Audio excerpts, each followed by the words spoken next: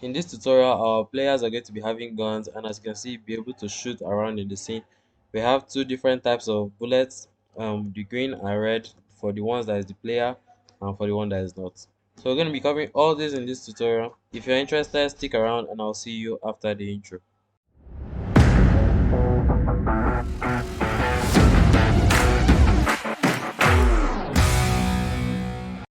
So right now, to start with, we're going to make a player bullet, which is going to just be the normal node 2D, and we're going to name it player bullet. Then as a child of it, we're going to have area 2D, and as a child of that, we're going to have collision shape. This is just going to be the area of the bullet that is going to be colliding with things, so we can just call it box or hit box.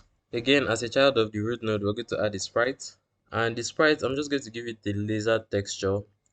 Actually, this laser is from Kenny Assets. This is actually in the asset pack, so I'll go to the GitHub and update it. We're going to save it as player_bullet.tscn inside the objects folder. And also, since it's the player bullet, I would not like it to be a red texture. So I'm just going to go ahead and give it a green one. So that's better. The collision shape is going to be a capsule shape, which is the size of our bullet here. So that will be good. Just extend this a bit. Then we're going to create another object called other player bullet.tscn, and the reason for this is because they are, as we have our other players, we're also going to be having our other bullets. So we can go to the player.tscn and duplicate this, and here we're just going to name it other player bullet.tscn. Last thing we have to do is on the player bullets, we're going to add a node called timer, and this is just going to be keeping track of how long our bullet has stayed in the game, so that we'll know when to delete it. And over here, wait time, we're going to put that on a 5 and auto start. So actually, pardon me because I make this mistake a lot. Our player is actually is facing the right hand side right now, and our bullet is facing up. If you try to instance it, we're going to run into some problems where we see the bullet shooting the direction I'm moving the mouse here, which will not be nice. So actually, what we're going to do is we're going to rotate the sprite. So we'll go back to sprite, transform, and we're going to rotate it 90 degrees, and also go to the collision shape and rotate it 90 degrees. So then we do the same thing for the other player bullet. We're just going to rotate the sprite 90 degrees and the collision shape. Remember when I say we want to give this other player a different texture? So we're going to drag over this red here and put it there, just so that we can differentiate which one the player shot and which one the other players shot, I guess. So with all this done, we're going to add the script to the player bullet. We're going to save it in the object player_bullet.gd. So the first thing we're going to do is we want to declare some variables. First one is going to be velocity, which is going to be a vector to the right. As I said, the orientation of our bullet is to the right hand side. That's why our velocity is to the right by default. Then we're going to have a prior rotation and a speed. The next thing is on the process function, we're going to add velocity times speed times delta to the global position. That's just going to make it move to the right hand side by default. But before we call the process function, on the ready, we're going to make visible to be false, and we're going to wait for the idle frame. After the, visible is set to false, we're going to wait until, okay, the next thing to do is call the process function. Then we're going to change the velocity to velocity that rotated in the player rotation, and we're going to set the rotation to the player rotation, and we're going to set visible back to true. Basically, if you're not making a game production ready, you can actually get rid of this line because it doesn't really matter, but you have to compensate for people's devices lagging and all that stuff. So that's why we yield for the idle frame first. And after that, we're going to go over to the timer, go over to node, and we're going to connect the timeout signal here. So basically what we want to do is after these 5 seconds of wait time, then we just want to delete the bullets. The reason is we don't want our bullets from here reaching the other end of the screen without actually disappearing or something, like just kill anybody from any spot. So we actually destroy the bullets. You can make this wait time smaller if you know your map is a bit smaller. You can make this to like a 2 seconds, or I don't know if that's too small, but anyways, for this I'm going to leave it as 5. Then for the last thing we have to do with the player bullet, the hitbox, we're going to go over to node and on body entered. So when we collide with the body, the time map, the a player, whatever, we want to delete ourselves from the scene. So basically we just call on timer timeout. Actually, I didn't even explain what this is doing. It's actually sending an RPC call to the server that, okay, destroy this particular bullet and the name of the bullet. And we're going to be setting the names later on such that two bullets cannot have the same name and all that stuff. So our other player bullet is going to be somehow the same thing with this one. So I want to show you a quick hack. So here in my rest directory, I'm going to create a new folder, and I'm just going to call this classes. Inside classes, I'm going to make a script, a new script. I'm just going to call this bullets. So on bullet.gd, this is going to be a class. So now to make a class, you just do class underscore name, and it's going to be equal to the class name. So I'm going to just put this as bullet. So now we'll go to our player bullet.gd. We're going to copy from here upwards, and over here in bullets.gd, we're just going to paste it inside there. Now, as you can see here, it says visible not declared in current scope is giving us an error. So I made a mistake. This is meant to be node 2D, not just a node. So with that done, we can go over to the player bullets now. And actually, instead of extending the node 2D, we're just going to extend bullet. And funny enough, it is going to import all these attributes, all these properties inside there, and it will work perfectly. So now if we go to our other player bullets.tscn, we're going to first of all rename this to other player bullets. Yeah, I think I got the spelling wrong there. And we're going to add a script. Over here, as you can see, inherits, instead of putting in node 2D, so I'm going to click this icon here, and I'm just going to search bullets, and it's going to inherit the bullets right now. So I'm going to hit create. As you can see, it extends the bullet class. Actually, there's nothing long to do in this particular script. Just on the hitbox, we're going to connect the area and body entered, and the same thing, we're going to delete the bullets from the scene. You may be asking yourself, why are we deleting it from the other player bullet and also deleting it on the player itself? And this is actually quite complicated, which I can't even explain without a drawing or something.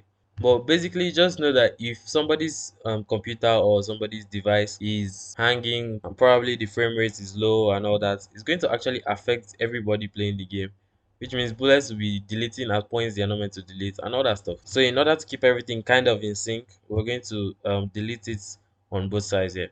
If you don't understand anything I just said, just forget about it. Just follow my lead. Right now, we have prepared the other player bullet and the other player bullet itself. So now it's time to actually instance these guys. So on the player script, I believe I've covered this in many of my tutorials. This is basically just top-down shooting. First off, we're going to make a variable called can shoot, and it's going to be equal to true by default. And over here, if we can shoot and the select button is clicked, then we want to tell the server, oh, we have clicked and want to instance a bullet, so instance for everybody. And we're going to send the rotation of the player so that it know where to instance it and how to move, and the global position of the muzzle at that point in time. So after that, we set can shoot to false. We're going to wait 0.3 seconds and allow you to shoot again. Basically, that's simple stuff. Tell server to instance bullets, set can shoot to false, wait 0.3 seconds, and allow to shoot again. So we're here in the server script, and first of all, at the beginning here, I just want to make a variable obj underscore idx, basically object index, and for this it's going to be 0. I'm going to be explaining why we're using this object index soon enough, but right now just create that variable. So now remember that on the client's player script, we're going to be telling the player to instance bullet, so that's the function we're going to create. So in here, we're going to create a remote function instance bullet that contains player rotation and player position. Then we're going to get the particular player that sent it using get RPC sender ID. Next thing is we're going to send an RPC call. So basically, just look at this RPC call like RPC ID 0. Basically, both of them are just going to broadcast to every node. So I just said let me use RPC since we've been using RPC ID too much. So I just wanted to tell you that RPC is basically the same thing as RPC ID 0. So we're going to tell everybody on the network that they should call instance new object. And here we're going to send the player that sent it, which is player ID, and this long string. Basically, it's just going to combine the player ID with this string bullet and also this object index. So now the first bullet that's going to be shot is going to be 0, and the next one is going to be 1, 2, 3, and it keeps getting bigger and bigger. So the reason for this is, first of all, we can keep track of who sent it and what number that is, so that we won't be having two the same nodes or two the same bullets with the same name ever. Then after that, we want to set the player rotation and player position also. Last thing is we want to set object index to plus equals 1. That's why I say you can never have the same number again. So we always add it by 1 and all that stuff. So now with that being done, we want to go and create this instance new bullet function on the client. So over here in the client, on the server script, we're going to create a remote function instance new bullet. We're going to take in the ID, the bullet's name as we sent, the rotation and position of the player at that point. Also, you may be asking yourself, why do we have to send the rotation and position? Why can't we just send one of them? And the reason is, what if the What if the player on one side is having some network issues? It's going to actually send wrong positions, which is going to make the bullets have to have their own positions and rotations where they are going to walk from. Because if they don't, you'll just see bullets. Probably somebody shoot a bullet at this side and it's actually going this other way. And before we continue, we want to just go up here and preload the enemy bullet and bullet scenes. So we'll come back down here, we'll create a variable b, and it's going to be equal to bullet if get unique id is id, else enemy bullet. Basically, this is checking if we are the ones that shot the bullet, then instance the bullet node, the player bullet. But if we're not the ones, instance the enemy bullet. This is actually the same line that is here, but this time around for the bullet. So after this, we're going to instance the bullets using global.instance node, and we're going to just instance b, whatever b is going to be, and we're going to instance it as a child of the nodes and at the current position. Then we'll set bullet instance dot player rotation to be equal to rotation. Remember, in the bullets.gd class, we have something called player rotation, so that's just going to set the rotation nicely. Then we set the bullet instance's name to the bullet name, and this is going to be useful especially when we're going to try to delete it from the scene after some time and all that. So I'm sorry I didn't explain the muzzle, what the muzzle is. And yeah, in the player.gd, we actually reference the muzzle here. So the muzzle is basically going to be the point where the bullet is meant to come out from. And we haven't made that, so we're going to make a position 2D node. And we're just going to rename it to muzzle. Then we're going to move it over. I'm really sorry I didn't explain that, and I'm actually explaining at the end here, which doesn't make so much sense. But anyways, now you get it. This is actually a payback for people that don't watch to the end of the video. So always watch to the end of the video. So with all that done, I think we're ready to run the game. So over here at the client, we're just going to run one. On the server, we're going to run this, and we're going to run another Godot instance. So over here we join game, both of them are currently inside, and as you can see, as I shoot, on this client is going to be green, on that other one is going to be red, and yeah, I can actually shoot really nicely. But as you can see, it's not destroying when he hits a wall or something, or even when he hits the player. So that's because we have not created the destroy bullets function on the server. So that's what we're going to go do now. So actually, what we have actually told the server to delete bullets at many points in time, or at shall I say different points in time. So the last step is to go over to the server.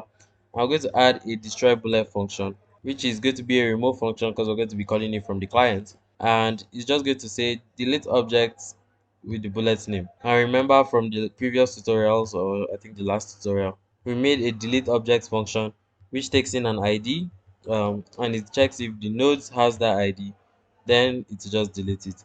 Basically, that's all. So now we're going to run two Godot instances again, and we're going to join game on this side, join game on this side. As you can see, they are in here, and if I click the spacebar button, the bullets actually delete when they touch the down map and all that. But this is definitely not looking good. As you can see, it's actually entering inside the down map. And we're going to actually focus on that in a different tutorial, at least just to avoid it from entering the timer before it deletes itself. And right now, if we hit the player, you can see that it actually still deletes from the scene. But right now, our player cannot take in any damage, which is what we'll be doing in the next tutorial. So I think that's all for this. Thanks for watching. See you guys next time. Smash subscribe.